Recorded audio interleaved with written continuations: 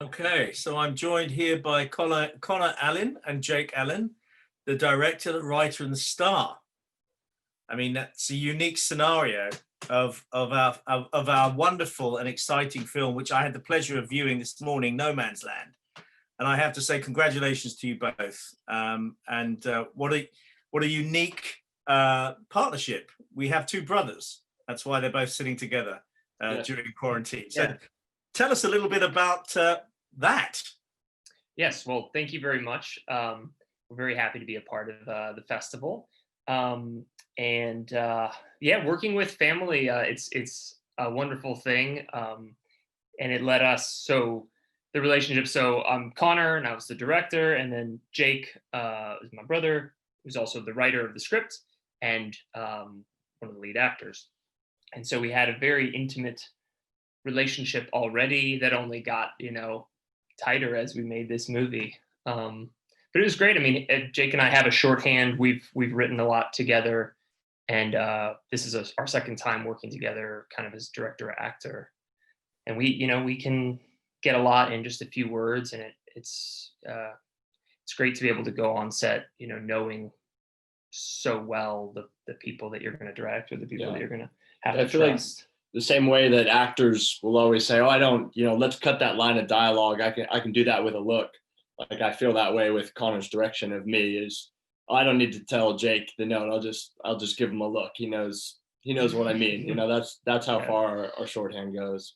And so tell me about your growing up together. Were you both interested in film? Were you mucking around with making films as kids? I mean, We were lucky to survive our childhood because of the films that we made together, which definitely surprised our parents here and there. We had the home camera, the big home camera that we would make movies on when we were kids. And I'm a little bit older, so I got to be in charge. And unfortunately, Jake took the brunt of a lot of the damage. A lot of our films included some sort of action element. I like to say that I started out in stunt work. Yeah, we a stunt man. We would against my will. We grew up in Texas, and fireworks were legal there, and so we would tape, like, if there was a shooting scene or whatever, we would tape fireworks to the test. And then it wasn't too sophisticated, so we rolled the camera, get in there, light the firework, then get out of the shot. Quick action. You got about 4 seconds, get shot, and then it's an insert shot cut. Situation. And then you show your parents later, and they're like, "What the heck are you doing? Where did you get those fireworks?" But also very horrifying. Yeah, right. Like an early Rodriguez movie. Exactly. I read his book, The Rebel Without a Crew, years later. I was like, oh yeah, I connect with this. So your roles as director and star, they were kind of already settled. Yeah, without ever really talking about it at age, 12 and 8 or something, we were kind of falling into that pretty early on. Now, there was somewhere I read that this film was inspired by your early life of going back and forth over the border. Tell me what is that? What do you mean? Yeah, it definitely gave us a real inspiration, or at least a jumping off point. We're from Dallas, Texas. Our father worked in Mexico in the late 90s when we were kids. And he was really great about taking us with him on work trips and stuff. And so we spent a lot of time in Mexico with him on work trips. And also he had a lot of family. We had family friends who were Mexican. So when we would take trips, we'd go to Acapulco and hang out with our Mexican friends. And, but that was sort of a strange experience because a lot of people in Texas, the kind of people that are maybe proud to not have a passport, Americans who not looking to travel, and that didn't see the world, quite like we did, or at least firsthand. Their idea of Mexico is very different than ours, and there's no surprise, but the world's only gotten a lot more polarized since then. And so many years ago, when Jake kind of first started to work on this script, I think it really informed a lot of our thinking, and this idea of having a reverse immigration story, um, where a Texan kid on the border who doesn't necessarily have a very broad worldview goes on this epic journey and learns a bit about the world and a bit about himself. I mean, the timing of this film um, is so poignant, and it's such a powerful story. I don't know where to start, because I found, in a way, that you allowed the audience to cross over into the other side, and it's almost like it's two stories you've got running parallel: the family in Texas, and then this world over in Mexico, which some of us, who haven't been there, uh, will not identify with those lives. And it was so beautifully balanced, so poetically balanced. But tell me, in the casting of this, and we'll get to Andy McDowell and George Lopez, but the casting of the smaller roles that are in Mexico, those characters and those people, how did you find them? Because those performances are so beautiful, Yeah. and so heartwarming. How did you work there? Well, I think the most important thing with the movie overall was just like to try to be as authentic as possible. So we shot 100% of the movie in Mexico. We actually cheated the Texas border part in Mexico, and we didn't want to have any of the Mexican roles played by Mexican Americans, or that they need to be Mexicans. So everyone in the film, starting with sort of the other protagonist, Jorge Jimenez, who plays the Mexican father. They're terrific Mexican actors that we met with and auditioned and sort of talked to death with about their roles, and that we're all very excited about the movie, and just tried to make it feel as real as possible. And it was a really, I think Jake being the writer of the scripts and the actor, like, I think it was a great combination of getting those great anchor actors like Jorge Jimenez to play the father, and kind of going at trying to find the best Mexican actors that we could in Mexico. And then also in kind of the smaller roles is just using the real people, in the section when I'm at the horse ranch and working there, all the other farmers that are in those scenes were the cowboys that helped me prepare for the role, and we just threw them in, and what do you know, they're perfect to play Charros. So I feel like it was doing a combination of getting those really powerful experienced actors like Jorge and Ophelia Medina and people like that, and then just getting the real deal and just going and shooting a scene. I would just add that the Mexican cast really understood, as the Americans did too, but they really understood the importance of the movie, and they really respected the message. And it's easy for Jake and I to be all in on a movie. It's our passion project. We'd worked on it for like 7 years by the time we were shooting it. But people we were hiring a month or two before to for them to read the script also, and for them to also feel like, oh gosh, we love this. We're all in. What can we do to help? How can we make it feel as real as possible? That was really a great thing, experience for us. And for Jake, when you were writing this, obviously would have been during the period where we were all listening to the talk of the wall and everything around that, and obviously then some of the images that were coming from the places where these kids were being held, and all of that news that was coming out. How did that inform the script, and how did you try and balance it between a real story and not politicized? I mean, I'm glad you said that, because we really did want to just try and tell a personal story, both from the point of view of how hard it would be for a small Texas ranching family on the border, and for how hard it would be for immigrants coming north. So we really, in every single scene, we tried to make sure that we were saying, okay, what is the personal view of these people, not what's our political message that we would like to share to the world. That will come through just by watching the movie, and you can have your own conversations about it after. But in terms of like how the landscape was changing when you're talking about the news and events that were coming out, I mean, I think we just tried to do the best we could to constantly keep the script evolving with the times, and not just go for the headlines if we saw something, and try to throw it into the script or something like that. But we always kept our eye on the news, sending each other, look at this new article that came out. Oh my God, have you seen what's happening here? This and that. Like for instance, we didn't know that there was a real life no man's land in Texas that's north of the Rio Grande, but south of the border wall until a few months before we started shooting. Wow. And we'd been working on the movie for 5 or 6 years at that point. Yeah, But I think we saw in the news. I think just trying to have the courage to be like, you know what, that needs to be in the movie. I don't care that we've had it a different way for 5 years or something. That's honest, and that gets it exactly at the heart of the story. Yeah, it's that we're trying to tell. thematically this no man's land idea of like there is no real country in this little sliver of land between the two countries, and there's these people stuck in the middle. That was like perfect thematic language for what the whole movie's about. Mm-hmm. And we read about that in the news and really dug in on it, and it became the title of the movie.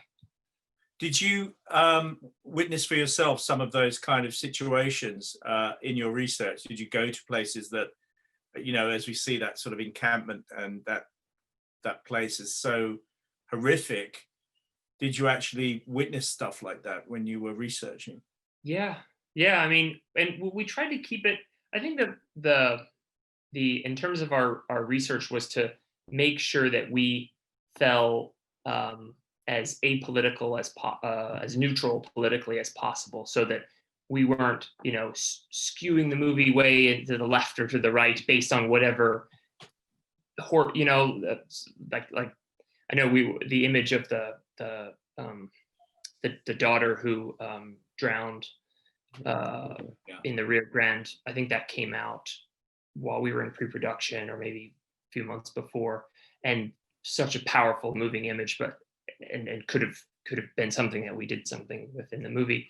But we didn't want that. Then it feels like especially if you do that up front at the beginning of the film, then it like skews everything to one direction. And we really tried hard so that everyone who watches the movie, no matter what their political leanings are, can identify with either family, with the Mexican family or with the Texas family. And you achieved it so brilliantly. I think the balance is extraordinary. And at the heart of this, it is like a classic Western. And the cinematography is extraordinary. Juan Pablo Ramirez. Yes. Wow. I mean, so tell us about. He's amazing. Yeah. We were just really lucky. I mean, people don't outside of the industry don't necessarily know, but I mean, we were very lucky to go to Mexico and we had an all Mexican crew. I mean, other than Jake and myself and kind of a handful of actors from the States, everyone was Mexican, and there's no real need to bring much crew to Mexico. It'd be like bringing sand to the beach, because their domestic industry is just very advanced. I mean, the last couple Oscar winners have been Mexican directors and Mexican DPs, and but all the way down the line. I mean, just professionals who know what they're doing. And JP was perfect for this because his style is this like very naturalistic sort of style where there's not a lot of you never fall into the trap of like style over substance, which can be great for the 300 or something, but for our story where we're trying to like make it feel as real as possible, JP's sort of natural style was perfect, almost all handheld, but without kind of any sort of Blair Witch Project kind of feel to it. He was very much, with Jackson for the whole journey. I always felt like I will it was add, me, him, and the horse. I'll add one little story about JP, which was great for all of us, is that he was his standards were very high, and if you got a compliment from JP, it was like we shot for 28 days, and we were 15 days in or something, and he rarely ever will be like, oh, great job. And I think we finished, especially on the acting. we finished, especially on the acting, and we finished a shot It was something you were doing. And he goes, oh, that was pretty cool. And Jake like sidles over to me and he was like, We gotta use that. That's the take. Yeah. You marked that, right? Yeah.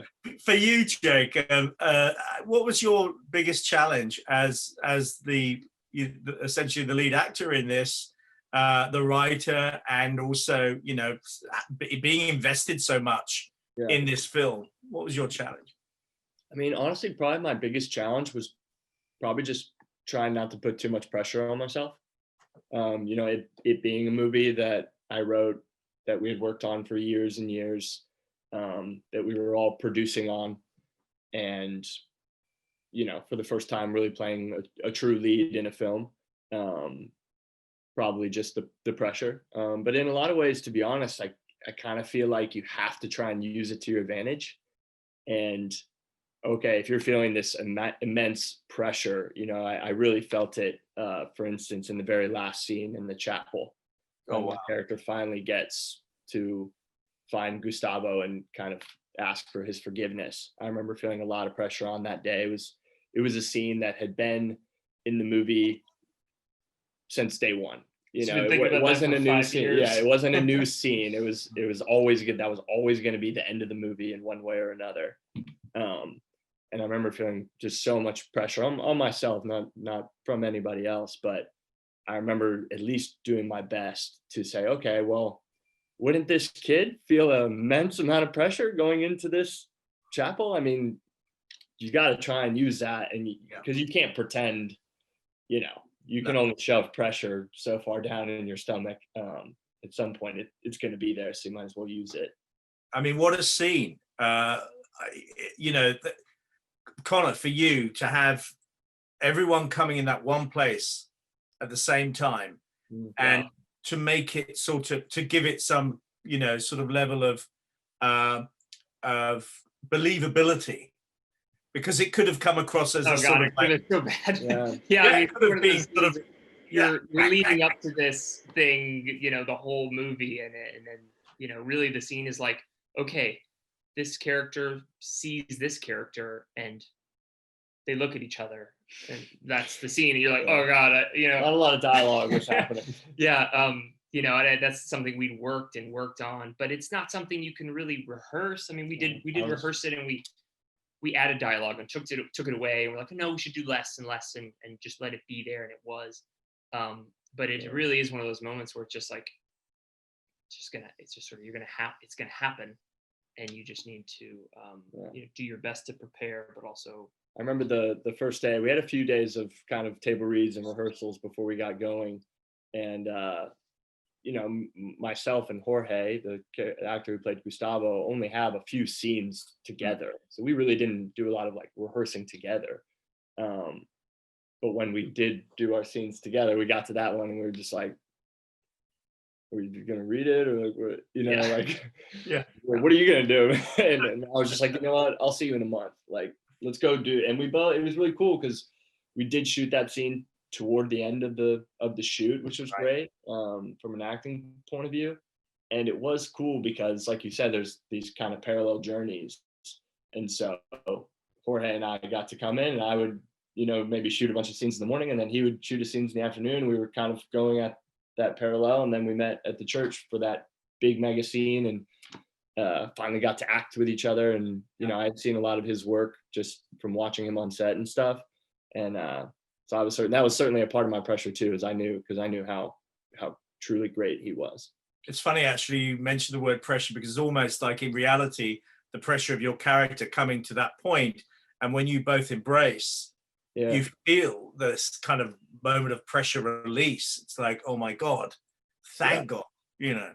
Another great scene is when the funeral procession goes past, and you just look at each other, and there's that chilling moment. It's exquisitely done and believable, you know. It's one of my favorite scenes. Yeah, absolutely incredible. So let's talk about Andy McDowell and George Lopez. At what point did they board the project, and how was that for you when? Oh, it was so great. You know, we were just big fans of both of them prior to this, and Frank, I think the first person who came on was George Lopez, and then Frank Grillo came on, and then Andy came on within a few days of the show, and it was exciting. I mean, it's exciting to work with great actors who are perfect for their parts, and also to get somebody who isn't necessarily like Frank is not necessarily someone you'd immediately be like, oh, cowboy, rancher, Yeah. and then to see him just like pop a hat on and just walk out there and like, oh, that's I knew that I knew you would be believable, but like I didn't know how easy it was going to be for you. It was awesome. Yeah. Frank's character is so incredibly macho and so much the figurehead of the family. I mean, his journey to that final scene, it's quite something. And the relationship you guys created was exquisite and really powerful. I just want to touch a little bit on what's next, because obviously this film has come at a time when the world is in this strange place. Cinemas are possibly opening, not opening. So how are you? I mean, it's great that you've got IFC. What an extraordinary, brilliant distribution company to have this. Great for this. Perfect company for this film. But what are your plans with this? How are we going to roll out? Yeah, well, it's coming out in January 22nd, and it'll be out in theaters in like 25 or 30 cities, and on video on demand, same weekend. And I mean, we really hope that it finds its audience, and that people, as a filmmaker, like you just want as many people, you want your movie to be good, and you want as many people as possible to see it, and hopefully, I don't want to sound ridiculous, but like hopefully we can change the world just like a teeny tiny bit. We'd be really happy with that, and that people are touched by the movie, and it makes them have just one little conversation afterward, and they talk about the other side. That would be really great for us. I think that's what you've achieved with this film. It's so important that we, in this day and age, cross to the other side and understand the lives. And when we go to Mexico, it's so physically beautiful. The towns you filmed in, I mean, it's beautiful. The colors and the and the lives of those people. I mean, the old couple at the end with the little toys. Mm-hmm. And she actually looks like Frida Kahlo. I mean, I was like, literally, this woman looks like Frida Kahlo.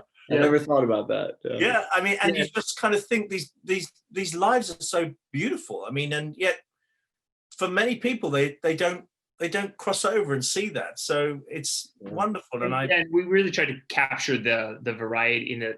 People forget that Mexico's a huge country, and so you get this idea of like, it's just the desert and the border. That becomes, because that's what's in the news, that becomes the whole story. And of course, when you look closer, there's so much more there. Oh my God!